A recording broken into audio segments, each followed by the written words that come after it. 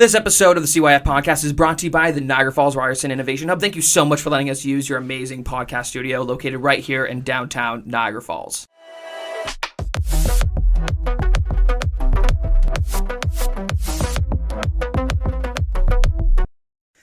All right, ladies and gentlemen, welcome back to the CYF Podcast, the show where we go behind the scenes to give you tips and tricks to help you create your future. On today's episode, I'm joined by a very special guest, someone who's become a trailblazer in the TikTok and social media community. If you're from Niagara Falls, you probably recognize the name or seen a giveaway somewhere. With that being said, I would like to introduce today's guest, Courtney Todd. Courtney, thanks so much for having me. Thanks so much for having me. Thank you so much for being on the show. We really appreciate you coming on. I'm excited to be here. Yeah. Thank you for having me. For those of you who may not know who you are, have seen your TikTok content over the last little bit, could you just explain a little bit of what you do and who you are? Yeah. So I'm Courtney Todd. I'm a Niagara-based hotel and restaurant.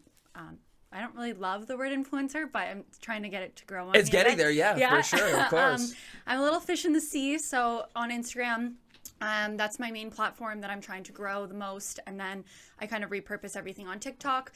Very Niagara-based right now, but I love working with restaurants, hotels, basically anything in the hospitality world. So found that's kind of my niche of what I'm working on now, and then as my full-time gig, I'm a social media manager, primarily for local restaurants, which I'm absolutely loving, which is good. But that's great. And you do that full time. Yeah. So that's that company is called The Iconic, and that's kind of all like branded into by Courtney Todd. So I'm kind of in the midst of like deciding if I want to create a separate platform for it or kind of keep everything all in one. But I think that's what I'm leaning towards a little more, is keeping everything on one, just because it all is hospitality related. So I kind of just want to have that one spot, which is by Courtney Todd. But yeah, everything's going really great. And that's great. Yeah. When did you start getting into the social media space? Around 2 years ago. Okay. Yeah. So still fairly Very new. Yeah. So sweet. What made you decide to get into it?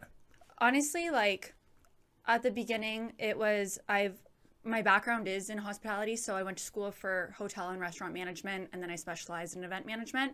And then I knew I've been a bartender, a server, worked in a nightclub, a million restaurants. So I've always really been in the hospitality industry, and then I kind of wanted to see what I could do a little different without working for somebody. So I and it also was during COVID too. So it was like, that was a time where I could see that there was a lot of local businesses struggling. And then getting a digital presence. Exactly. Yeah. So important for them to understand the importance of going digital. Yeah, exactly. And I don't know if you're experiencing with this too, and I would love to know your thoughts. I feel like there's a big lack of education on terms of like, we don't know the benefits of being on social media if you're a local business. Yeah. You know? I completely agree, where I have some of my clients that, when I said, oh, like, do you have a social media manager? They're like, what is that? And so there's always that hurdle with, again, a lot of local companies where it's like, oh, so I'm paying you just to like post on social. And it's like, there's so much more behind that, because I feel like if you're not present on social media, then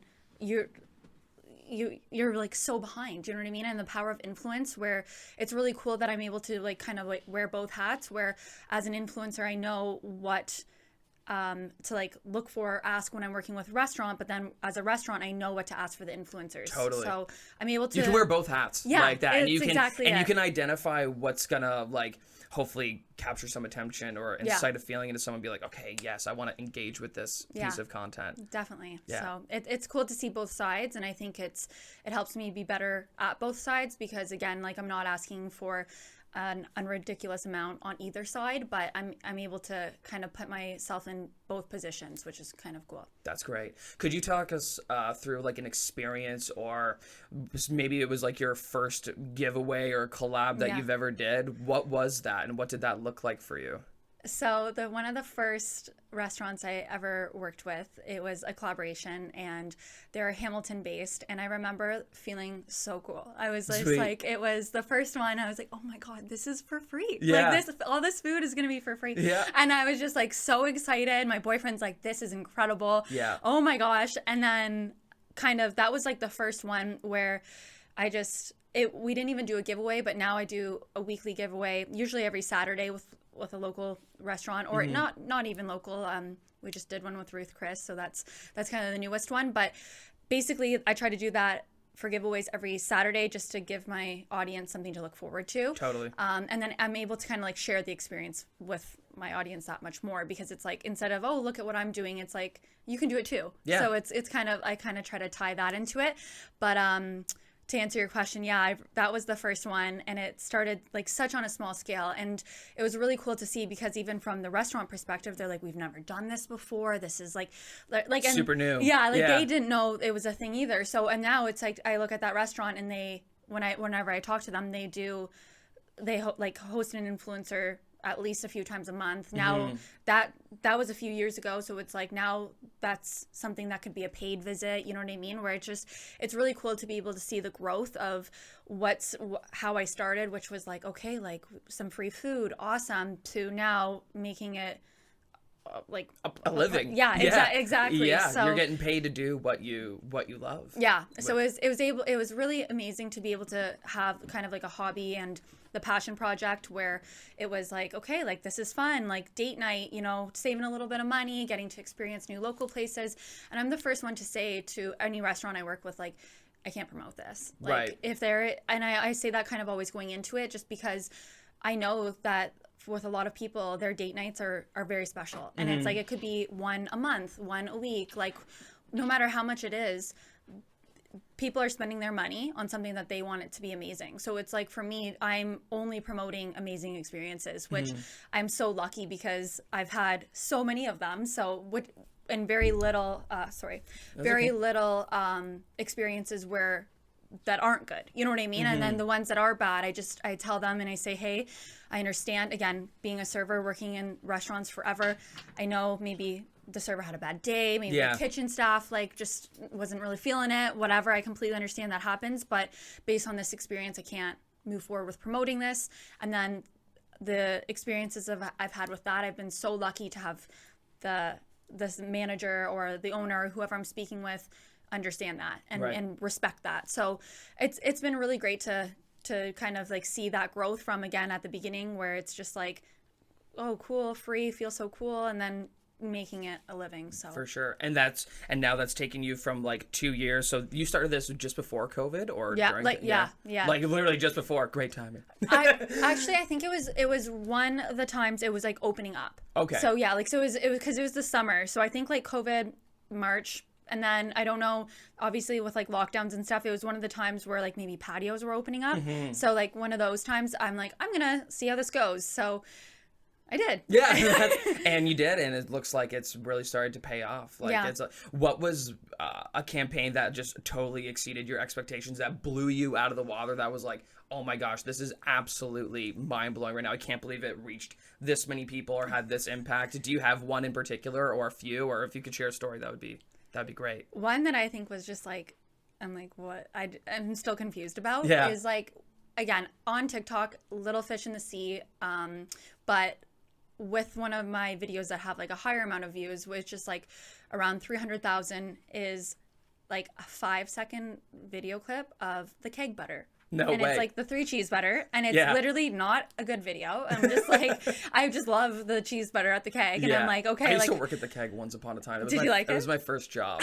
Oh. And yeah, it was my first job. Yeah, no, it was a good experience. Yeah, definitely, for sure. It taught me a lot about life and how to treat people and do that. But anyways, so did you have the cheese butter? I did. Yeah, I would always get the 3 cheese butter and literally add it to anything. If we were getting, it's delicious. So good. So, and I don't know if it just like blew up because the keg, again, isn't a local restaurant. So there's so many different places in Canada that the keg exists, so maybe it was able to resonate with more people, because it's not like, oh, like I'm showcasing this little small business that's in just say St. Catharines. It's like, no, like this is everywhere, you know what I mean? So I don't know if that had something to contribute to the amount of views it got, but it was very interesting to see this video that I spent no time doing, that's very poor quality, be one of the best. And I was just like, okay. Sometimes that happens. Yeah. Sometimes that's just the way it goes. Yeah. You know? It was different, but that was probably like one of like the videos that like stuck with me, where I was like, oh, that's different. And like, again, like the ones you spend so hard trying or like editing, it's like,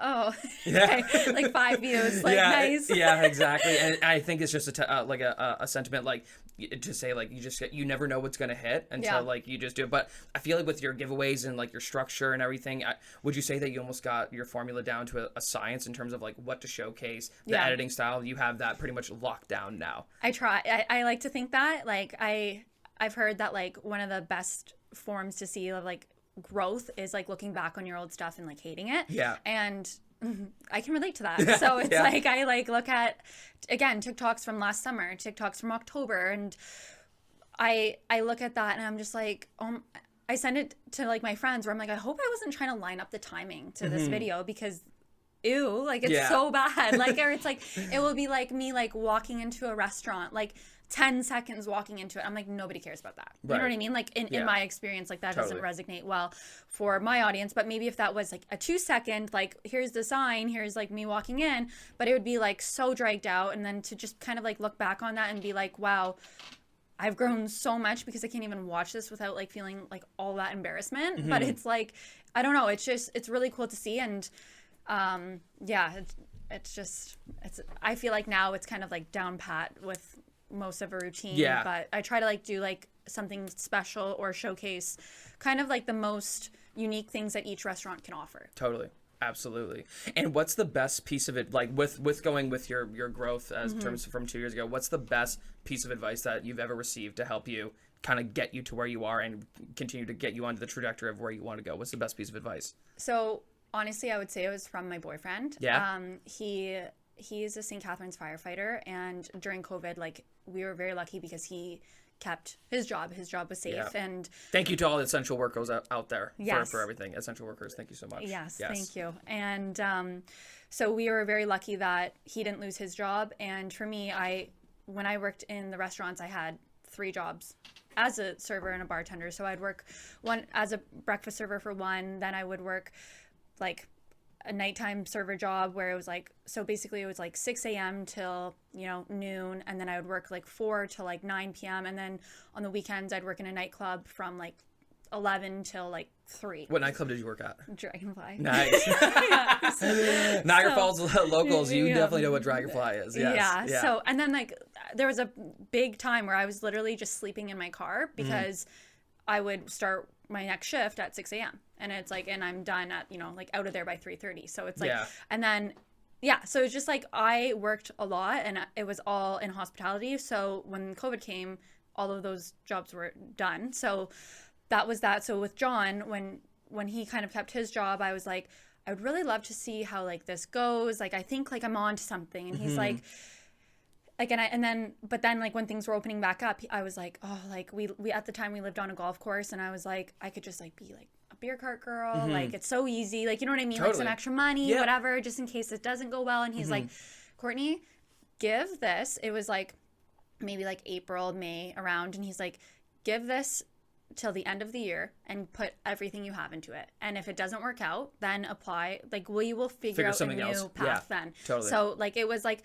till December kind of thing, like literally end of the year. And it was just like, and that was last year. Yeah. So it's like, it blows my mind where it's like, he gave me that opportunity because it's like, I had so much self-doubt and so much like, oh, I'll just be like safe if I work here for like a couple $100, what, blah, blah, blah. So it's like, kind of getting that piece of advice of just give it everything you have and don't distract yourself with the things that like won't bring you success. That if I did work as a beer cart girl, it's like that's taking time away from like, what you could spend 5 hours doing like sending out cold call emails or like calling restaurants or like trying to make connections or you know what I mean, doing whatever you can to focus on your business and to grow you rather than growing somebody else's. You know what I mean? So it's like I think that was the response and the opportunity that I kind of needed because we are such a team. And like if he were to say the exact opposite of like, Court, like let's maybe do this, I would probably have listened. So he's obviously my best friend, he's my partner, he's everything. So it's like to have that opportunity and kind of like the permission in a way where I didn't need permission, but it was like nice to like know like I feel like you said something that really opened up your eyes. You know what I mean? Like that's huge. I think that's great. And I feel like having a partner who's super supportive, especially in today's day and age, is so unbelievably tough, you know. Like I'm very thankful that my partner's very supportive too. Like she puts up with a lot of stuff with me, with like doing a bunch of stuff, and you, like, you're traveling, you're doing so many different things, working with that. It's very good, like, to have a partner who's super supportive when it comes to that. Yeah, so very lucky, and that's probably the best advice that I've received. That's recently. Great. I love that. And when was the last something you did something for the first time? So that will actually be like kind of coming up. Okay. So doing like a yacht tour thing with 3 other couples. A yacht? Yeah, in Croatia. Ooh, okay. I don't know. In Croatia? In Croatia, yeah. Oh, wow, so sweet. I don't, like, I've never, like, it's for a week. So I'm like, I haven't been on a boat for a week, like, ever. So, like, that's probably like that. So, and I don't think it's like a big yacht. Like, I think I don't know. I don't really know what to expect. So I'm like, not trying to have, you know, huge expectations, but I think it'll be really great. But I've never done that, and so it'll be 4 couples total, and then we're just island hopping, I guess, for a week in Croatia. Wow. Is it like an influencer trip, or is it no? So basically, kind of what I learned too is if there's trips where like. I just went to Miami, and it's like I was going to ask about that. Yeah, how was it? It was really great. That's great. It was really great, and we were able to collaborate with some restaurants there and kind of just experience everything that I'm doing in Canada there, it was awesome. And I kind of like realized, it's like, what trip do you want? You know what I mean? Because I'm like, I was working the entire time. It felt like, you know what I mean? And we were experiencing everything, which was absolutely incredible. But like for Croatia, I'm like, I don't want to work. You know what I mean? Right. So I just want this. You want to go there for leisure. That's exactly it. Yeah. So it's like, it could have been a trip where I could have spent so much time and effort planning like collaborations or partnerships or anything. But I'm just like, I don't really want that right now. And it would be kind of nice to do that on my own terms. So I was like, it just doesn't fit right now. But maybe in the future, like, I'd 100% love to continue doing it kind of like around the world and create those relationships when I can. That's great. I love that. And I think one of the main premises for this show is I want people to get like the behind the scenes aspect of like how things like actually operate in terms of like achieving like a goal. Could you walk us through the process of like, okay, I want to collaborate with this restaurant. What are the steps or the SparkNote versions that you go about going into doing a collaboration? Okay. So is this kind of like advice for like people trying to get into it? Advice, or just like the steps that you've taken that's reached you to a certain level of success and notoriety. Like, how is that? Like, what do those steps kind of look like for you? So I can speak on like both ends too, of like influencer and just a social media manager who the influencer is talking to, right? So one thing that I've learned that was a good tip of advice is always make sure you're following the brand, because it's like if you're, again, like worrying about how many people you're following compared to your whatever, like that ratio, don't worry about it. Like it's like, maybe don't follow 1 million people and then have like 10 people follow you, but it's like also make a relationship with the brand before you approach them. Right. So it's like, instead of being like, oh, hi, like your restaurant looks good, I want to come here because I'm coming to Niagara and I want free food. And it's like, it comes off as like disingenuous. Yeah, exactly. Right? Yeah, it's like I agree, especially in the industry that we're both kind of in, with being in the social media spaces. Relationships are literally everything. That's exactly it. So I think that's a great first step, is establishing the relationship. What's next after that? So so just say, are we at the point where the restaurant says like yes, or like where are we? Yeah, like do you send them a DM on Instagram? Do you call them? Like how does that? How do I start work? that? Yeah. So basically, I'll look up on like Instagram. Like I kind of said at the beginning, is my number one platform that I like focus on. So everything for me is a lot of the times through Instagram. So I'll start a conversation after I'm following them. I'll go through their stuff to make sure it's a good fit, because it's like I did. And I think that's something important too, is making sure that your brands relate and connect well with each other. And brand association is very important. Yeah, because there's some companies that reach out. I'm like, no, like it's like, this isn't. I don't won't fit well with the brand. Yeah, exactly. and that's really, and I think having that self-awareness is very important too as well. So know your niche. 2, start a relationship with them. Make sure you're following them on Instagram. That's the easiest way you can support somebody, right? Yeah. Like their stuff. Totally. Comment. So kind of like building the relationship. Then when you reach out, it could either be through the phone, through Instagram, through email, whatever you kind of, in my opinion, are good with. I would do that. And then you guys got a minute till break time? Just want to make sure. Okay. All right. Thanks, David. Thanks, David. And then after that,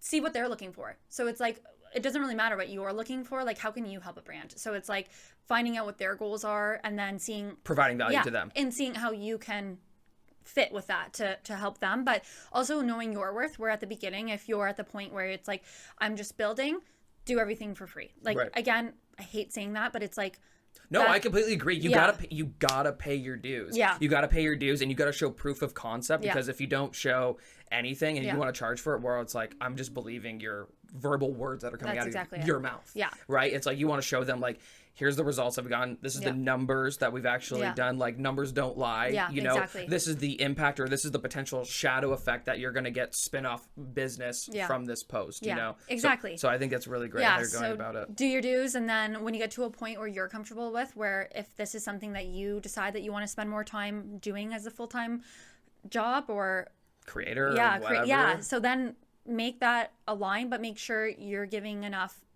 back that you feel confident in that. You know what I mean? Don't charge because everybody else is charging. Charge because you know you can bring this success to the restaurant that will easily bring, like, where it's like, if I charge for a collaboration, I know that I'm bringing the ROI, the return of investment is good, because it's like, I'm literally getting told by the managers after my video is up that, you know, they've had 15 people come in over the weekend to sit in the restaurant because they saw my video. And it's like, that's something huge. That's proof. That's you know what massive. I mean? Yeah. That's great. And that pays for what I'm getting paid, plus, you know, them. And then it's just like, it's a good feeling. So I would kind of start with that, and then know what you're worth, and then make sure that the content is like resonating with your audience, and then always ask your audience what they want. Where it's like, if you're trying to be a fashion blogger and you're posting about restaurants and all of your followers care more about fashion, try to make that work. You know what I mean? So just kind of knowing about what you can offer and then doing that.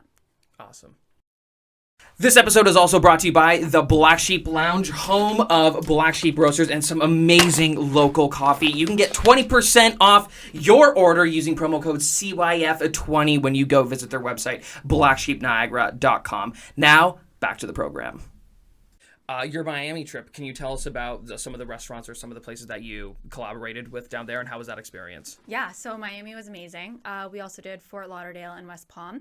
And something that we were kind of talking about earlier is relationships. So I was able to use some of the connections I made when I was in Florida in January with Fort Lauderdale restaurants, and sent them a message. I'm like, hey, I'm back. Like, do you want to collaborate again? And they were thrilled. So we did. And then that's when they also said, oh, we have some places in Miami you could check out. So it was basically like, I messaged one restaurant, but she was actually in charge of multiple. So that was like an amazing connection to make. Yeah. So that was really great, because if she wasn't happy with my work that I did in January for her, she would be like, absolutely not. You know what I mean? So that was something that was really great. And I went with another creator, and she reached out to companies as well. So that was something that we were able to kind of like experience Miami and in a way that suited us, because it was like, when I was thinking about Miami, I've never been before, so I was like, oh, this was your first time? This is my first time. No way. Yeah. Wow, so cool. I was like, need to be in the nightclubs all the time. Like, that's how you do it. You know what I mean? Yeah. Like, you sleep in and you go out at night. And I was like, that's really not what I want to do. Yeah. And then like, I was like, but my girlfriend that I went with, she was like, I was like, is this what you want to do? And she's like, yeah, I think like we have to. It's Miami. So we tried it. Did you go to 11 or what did you want to go to a couple different nightclubs? Yeah, we literally like just took a lot of like the locals recommendations. Nice. And we're just like, we'll try this. And then like after 2 nights, we both looked at each other and we're like, I'm not liking this. Yeah. And then we're like, so what do we do? So we're like, let's make Miami like our own version of it. You know what I mean? So we did so many day things. We were up at like 6 a.m. every day. We went to bed late, but not like because we were in nightclubs, just because like we're coming home, we're looking at the content. You're doing a whole bunch of stuff. Yeah. So we're out for dinners. It was really great. And I think we just kind of adjusted our expectations of what Miami was, because what we looked at when we were going into it, we tried doing, and we weren't having fun. And we're like, hey, what do we like to do? We like to go to restaurants. We like to do day activities. Like, then I created a relationship with this little private plane company. It was a very small, but like we're able to do a collaboration. Yeah, that's what I was gonna ask you about that. I was like, yo, like private jet? What's going on? It was really cool, and they were amazing to work with. And basically they saw one of my videos from another platform, I guess, in Florida, because that connection was made during our time there. So it was like, that wasn't planned. It wasn't anything. And I didn't know about them and they didn't know about me. And then I see they started following me and I was like, hi, like your company looks incredible. Like, would you want to collaborate together? I'd love to help like promote this. Totally. Like, and it was so cool. Like, so it was really amazing. So it's like, it's really cool the amount of opportunities social media can give you. And it's also showing though, like that you need to kind of be on it too, where it's like, I saw somebody follow me. If they're not going to message me, like I'm not waiting for their message. I'm confident enough to reach out to them and be like, this is what I can do. You know what I mean? And then it's mutually like beneficial. So Absolutely. It was really great. So great. I feel like that's another big important tip too that people can take away is like taking that initiative to go ahead and do something. Take the initiative to like say, okay, I'm confident in like after running my company for the last like 4 years, like this year now more than ever, it's like I feel confident I can call like a company with like hundreds of thousands of followers or that's generating X amount of dollars. It's like I feel confident that I can message them and say, I have a plan for you. Yeah. If we do this, we could generate this or we could do this brand awareness. We could do this influencer campaign or whatever. I actually have a winery thing I want to talk with you about afterwards. But Love it. you know what? I think that I think that's a big thing is taking the initiative and the step to do it and knowing that you feel confident. And if you do mess up or something happens, take accountability, readjust and move on, you know? I couldn't agree more. And I think there was a part where I remember at the beginning of when I started and I was like, oh, so like, do all these brands reach out to you? And I'm like, no. Like I reach out to them because it's like, I'm finding who I want to work with. You know what I mean? Like there's companies that we just talked about, there's companies that will reach out that I'm like, this is not a good fit on my platform. This is not something that I want to share. Like it was just some are very different where I feel like I get to be in the driver's seat where, you know, if a company does reach out to me and it aligns perfectly or it aligns well or I'm interested or they're in hospitality and I think it would be a good fit, absolutely. You know what I mean? But I like to know that I'm not promoting things that people are approaching me to do and then I'm just like, yeah. You know what I mean? It's like I'm looking for the good fit. And it's like it's kind of, you know, like when people would ask me, I would feel a little like embarrassed at the beginning of like, oh, like, no, like they don't message me, like I message them, but I've kind of changed that. Because then you feel like, oh, it's like I'm not. I suck. Yeah, right. I suck. I'm worthless, and I think as creatives, whatever, we kind of always struggle with that. You know what I mean? I know I do all the time. Literally. You know, and I'm just like, you know, and I think it's normal in some way too as well. But it's interesting. Could you tell us a time where you had a massive challenge or a massive obstacle and you're just like, oh man, like I don't know what's going on or what my next move is or what's going on? Could you shed some light on that? So I think like something that I felt like a year ago was I was reaching out to brands and one of the hotels I've worked with was Fairmont. I worked at Fairmont Banff Springs for like 6 months it was my co-op for hotel management. So great. Did you go to Niagara College or Brock? Yes, Niagara. Nice. Yeah. So I went to Niagara and that was the co-op and it was absolutely amazing. Like that was the best company I've ever worked for in my life. Sweet. So Fairmont's like my dream brand. Love it. And last year I got an opportunity to work with the one in Calgary. So that's the Fairmont Palliser.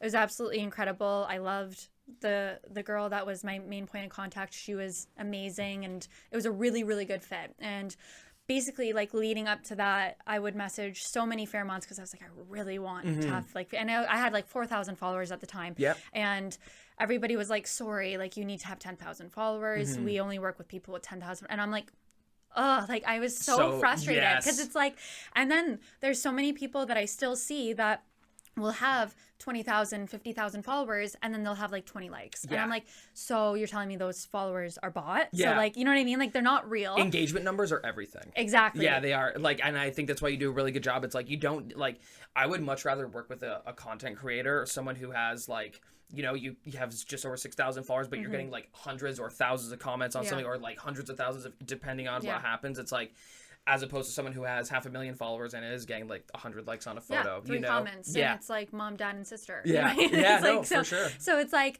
it's just, that was kind of a really big struggle for me because I was like, I'm at a crossroad where I either buy followers and I go against everything that I've believed in and like I'm like, because I want to be organic, like that. I was like, I want to have this community that I've created, you know what I mean? So but then seeing other creators getting these opportunities and feeling frustrated because I'm like, you aren't doing anything that I'm not, you know what I mean? So it's just like, it was the number. And then for me, that was really hard for me to wrap my head around. And then I just kind of, again, made that decision. I'm like, what am I doing? Because I need to choose now and be 100% with whatever I do. And I chose to continue the organic way. And it's like, what can I do on a smaller level to make me like stand out, where I was like, I want to work with so many companies in Niagara that people will know me in Niagara. Exactly. You know what I mean? And start small and make those opportunities here, and then continue them and create more of them when I travel, or like create like travel opportunities, but again, build the audience here, and then just continue doing what I can control, which I can't control how many people follow me, but I can control putting out good content, or trying to put out good content. Yeah. So yeah, that's kind of what I realized. It's as much as you want to hit those numbers, just kind of like focus on what you can control, create goals that you can like work towards. And again, like obviously reels are still a popular thing. So right now it's like 90% of my content are only reels. Totally. So it's like, and reels are crushing right now. They are. Like they're like arguably like one of the most, if not the most important way to like advertise like literally almost virtually anything right now in the Instagram platform, which is crazy. Could you tell us now, 2 years ago, here you are to now at this point, you have great following, great local establishment in Niagara. Now you're doing stuff in Miami and elsewhere. What does the next 5 years for you kind of look like? So that's a very good question. So basically, like if I kind of look at the 3 pillars that are like important to me, where it's like work, family, and personal. So with work, I've now created like my By Courtney Todd platform into work, because I think like a very big struggle that I had was when I started social media management, I was putting everything I had into my clients' platforms. So there was like weeks where like I'd post 1 or 2 times a week, and it's like, because I didn't prioritize it as for me to make money, and like for me to have like this platform that I can create as job opportunities. So you're investing in your clients' brands, but you're not investing in your exactly. personal brand. Nobody was investing in By Courtney Todd. It was like I'm like helping other people, but not growing my own page. Right. So I think for me, something that I recently learned is that that's something that I want to continue to grow. So I was like, hey, like let's do this. And one of my goals is to continue to work towards the 10K mark and of followers, and be able to create relationships with the companies that align worldwide, Canada-wide, continue that, where it's like I'm really happy with the places I have worked, and to grow that and kind of create those opportunities, and be willing to be like, okay, like start my business somewhere else, but keeping it in Niagara. So it's like just like create new opportunities, I guess, like for the By Courtney Todd platform, and help make that a focus and continue to grow and expand. Put some time into that, and do like a few posts every week, and kind of set those goals to help that grow to the max. And then for my clients, like I'm absolutely loving social media management, and I just every month it's a goal that I always onboard at least 1 or 2 new clients, and that's continuing to grow. And then I want to have that business just grown where, you know, there's like financial goals I have, but it's also those relationships, right? So it's like a full circle that go hand in hand.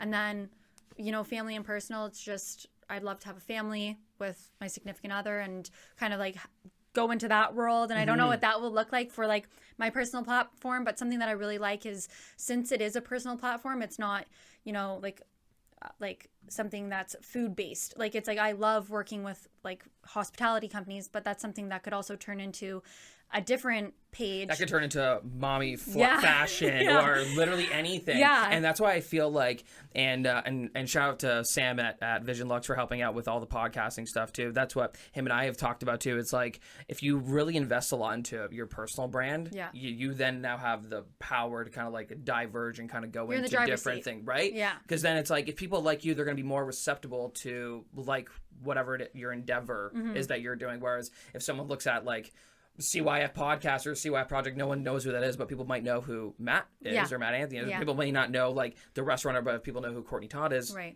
it might help with that too, you know? And I think that's transferable with any industry that you want to cross over to. Yeah. So if you just keep showing up, like those opportunities will continue to grow if you like make it happen. So basically, like I have some employees that they're not technically employees, but they're subcontractors. Yeah, exactly. Yes, that's great. Yes. Yeah. So they've, because I'm like, I can't spend this much time on my brand that I'd like to, so I need somebody else to. So I have some people that I'm working with now that are absolutely incredible and kind of like growing that team. But again, like it's not a very clear like, oh, I need, a boutique office or a boutique team where it's like, I would love to, but I'm also doing it month by month because I don't need an office. Like I know what I need, and it's like, I'm just trying to be like conservative of that and be like in control of what I can control. So absolutely, that's so that's something that I'm hoping for the next 5 years is just consistency and growth and kind of going with every opportunity that I can. That's great. I love that.